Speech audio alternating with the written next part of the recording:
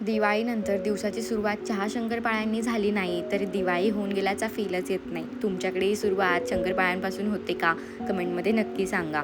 भाऊबीज होऊन गेली आहे, त्यामुळे आम्हाला मामाच्या घरी जायचं आहे. सो काही फराळ बाकी होतं, सो ते करून घेतलं. बऱ्यापैकी फराळ हे लक्ष्मीपूजनच्या नैवेद्यासाठी लागतं, सो तेव्हा झालेलं होतं. पण करंज्या आणि अनारसे आम्हाला फ्रेश बनवायचे होते, सो त्यामुळे आम्हाला थोडंसं लेट झालं. दिवाळीची एकच दिवस सुट्टी होती, त्यानंतर माझे कामं सुरू होते. त्यानंतर संध्याकाळी मी माझ्या फ्रेंडसोबत डिनर प्लॅन केलेला होता.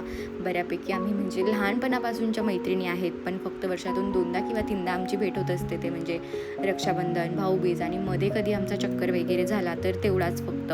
त्यानंतर इथं मॅडम स्वतःच्याच फोनमध्ये बघून मकडायचं काम करत होत्या. त्यानंतर आम्ही मस्त डिनर वगैरे एन्जॉय केला, गप्पा गोष्टी केल्या. बऱ्यापैकी आमचं फोनवरती बोलणं होतच असतं, पण समोर भेटून बोलण्यामध्ये एक वेगळाच आनंद असतो. त्यानंतर आम्ही काही फोटोज वगैरे क्लिक केले. घरी येऊन माझा डिजिटेकचा माईक आलेला होता, सो त्याचं अनबॉक्सिंग केलं. पण माहीत नाही का बरं, सवयीमुळे का काय, मी त्या माईकच्या आवाजामध्ये कम्फर्टेबल नाही आहे. पण बघूया, मी ट्राय करेल एकदा व्यवस्थित.